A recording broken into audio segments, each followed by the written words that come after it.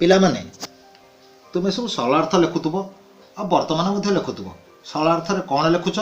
ଉକ୍ତ ପଦ୍ୟାଂଶଟି ଆମ ପଠିତ ସାହିତ୍ୟ ବହିର ଅମୁକ ବିଷୟରୁ ଆନିତ, କବି ଅମୁକ ସମୁକ ବିଷୟରେ କହିଛନ୍ତି। କିନ୍ତୁ ଆମେ ଆଜି ନୂଆ ପ୍ରଣାଳୀରେ ସରଳାର୍ଥ ଲେଖିବା, ଯାହାକି ପୁରା ମାର୍କ ପାଇବାକୁ ଯୋଗ୍ୟ। ଖାତା ଦେଖୁଥିବା ଲୋକ କେତେବେଳେ ତୁମକୁ ପୁରା ମାର୍କ ଦେଇଦେବ ସେ ମଧ୍ୟ ଜାଣିପାରିବନି। ତା ପୂର୍ବରୁ ଗୋଟିଏ କଥା, ଯେଉଁମାନେ ଚ୍ୟାନେଲକୁ ସବସ୍କ୍ରାଇବ୍ କରିନାହାନ୍ତି ଚ୍ୟାନେଲକୁ ସବସ୍କ୍ରାଇବ୍ କରି ପାଖରେ ଥିବା ବେଲ୍ ଆଇକନ୍କୁ ପ୍ରେସ୍ କରି ଅଲ୍ ନୋଟିଫିକେସନ୍କୁ ଅନ୍ କରିଦିଅନ୍ତୁ, ଯାହାଫଳରେ ମୁଁ ଅପଲୋଡ଼ କରିବାକୁ ଯାଉଥିବା ସମସ୍ତ ଭିଡ଼ିଓ ତୁମ ପାଖରେ ପହଞ୍ଚି ପାରିବ। ଆଉ ଗୋଟିଏ କଥା ମଧ୍ୟ କହୁଛି, ଚ୍ୟାନେଲକୁ ସବସ୍କ୍ରାଇବ୍ ନ କଲେ ଭଲ, ସବସ୍କ୍ରାଇବ୍ କଲେ ଆହୁରି ଭଲ। ଭିଡ଼ିଓ ଦେଖିବା ଚାଲ। ମୁଁ କୁଞ୍ଜ ବେହେରା ମହାକୁଡ଼ ଆପଣଙ୍କୁ ସ୍ୱାଗତ କରୁଛି ମୋର ୟୁଟ୍ୟୁବ୍ ଚ୍ୟାନେଲ୍ କେବିଏମ୍ ଲର୍ଣ୍ଣିଂକୁ।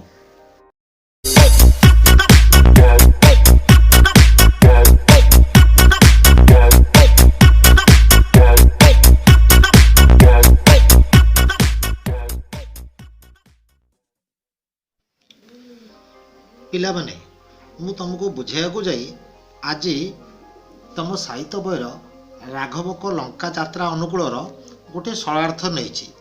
ସରଳାର୍ଥଟି ହେଉଛି ବିଭୂତି ଭୁଞ୍ଜୁଥିଲୁ ବିଭୂତି ଭୂଷଣେ, ବଡ଼ କୂଳେ ଜନମି ଶରଣେ କି କାରଣ ଯେ। ଏଇଟାରେ ଆମେ କେମିତି ଲେଖୁଛୁ? ଲେଖା ହେଉଛି ସଂସ୍କୃତ ପଦ୍ୟାଂଶଟି ରାଘବଙ୍କ ଲଙ୍କା ଯାତ୍ରା ଅନୁକୂଳ ଶୀର୍ଷକରୁ ଆନିତ। ଆଲୋଚ୍ୟ ପ୍ରସଙ୍ଗରେ କବି ସମ୍ରାଟ ଉପେନ୍ଦ୍ର ଭଞ୍ଜ ରାବଣ ଓ ଶୁକସାରଣ ଦ୍ୱାରା ବିଭୀଷଣ ନିକଟକୁ ପଠାଇଥିବା ବାର୍ତ୍ତା ବିଷୟରେ ବର୍ଣ୍ଣନା କରିଛନ୍ତି।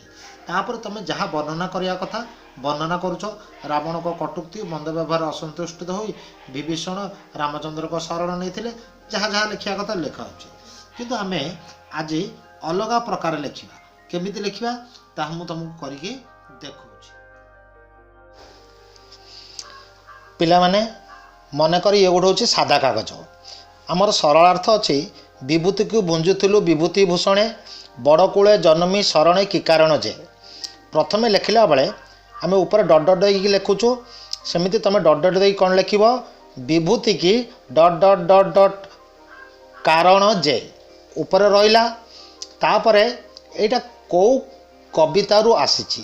ଏଇଟା ଗୋଟେ କବିତା, ତେଣୁକରି ଉପରେ ଲେଖିବ କବିତା। ତାପରେ କବି, କବିରେ କବିଙ୍କ ନାଁ, ବିଷୟ ପ୍ରସଙ୍ଗ, ଏଇଟା କେଉଁ ବିଷୟରେ କୁହାଯାଇଛି? ନା ଏଇଟା ରାବଣ ବିଭୀଷଣକୁ ପଠାଇଥିବା ବାର୍ତ୍ତା ବିଷୟରେ ବର୍ଣ୍ଣନା କରାଯାଇଛି। ସେ ଜାଗାରେ ତୁମେ ଲେଖିପାରିବ। ତାପରେ ରହିଲା ବର୍ଣ୍ଣନା। ବର୍ଣ୍ଣନାରେ ତୁମେ ସରଳାର୍ଥ ଯାହା ଲେଖୁଛ ସେହା ଲେଖିବ। ବୁଝା ପଡ଼ିଲା?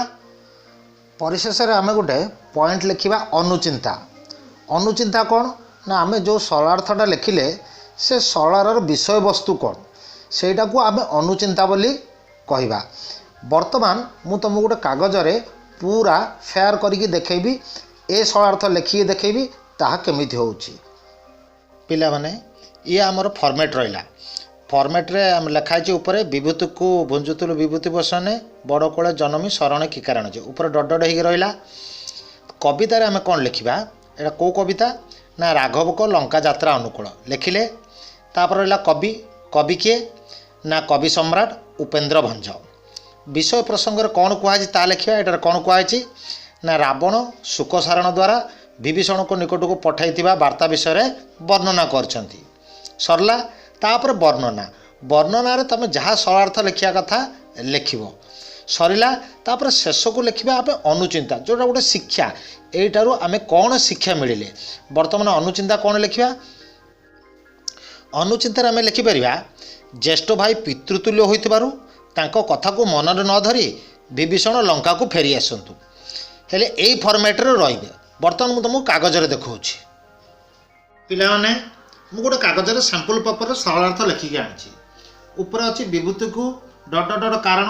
ଯଦି ଏଇଟାରେ ହାଫ୍ ମାର୍କ ଦେଲା, କବିତାରେ ହାଫ୍ ମାର୍କ ଦେଲା 1 ମାର୍କ ହେଲା, ପୁଣି କବିରେ ହାଫ୍ ମାର୍କ ଦେଲା, ବିଷୟ ପ୍ରସଙ୍ଗରେ ହାଫ୍ ମାର୍କ ଦେଲା 2 ମାର୍କ ହେଇଗଲା। ଯଦି ବର୍ଣ୍ଣନାରେ ଅଛି ଆଉ 3 ମାର୍କ। ଯଦି ବି ସେ 2 ଦେଲା, ଅନୁଚିନ୍ତା ତୁମେ ଗୋଟେ ଏକ୍ସଟ୍ରା ଜିନିଷ ଲେଖୁଛ। ଯଦି ତା ମନକୁ ସେ ପାଇଲା, ଯଦି 1 ମାର୍କ ଦେଇଦେଲା, ତୁମର ଫୁଲ୍ 5 ମାର୍କ ହେଇଗଲା। ବୁଝା ପଡ଼ୁଛି ନା ନାହିଁ? ଏ ଥିଲା ସରଳାର୍ଥ। ଆଶା କରୁଛି ଭିଡ଼ିଓଟି ତୁମକୁ ଭଲ ଲାଗିଥିବ। ଯଦି ଭିଡ଼ିଓଟି ଭଲ ଲାଗିଲା ଚ୍ୟାନେଲକୁ ସବସ୍କ୍ରାଇବ୍ କର, ଯାହାଫଳରେ ମୁଁ ନେକ୍ସଟ ଭିଡ଼ିଓ ଅପଲୋଡ଼ କଲେ ତୁମ ପାଖକୁ ପହଞ୍ଚି ପାରିବ। पुणी थर तुम सहित देखा नेक्स्ट वीडियो रे टिल देन गुड बाय।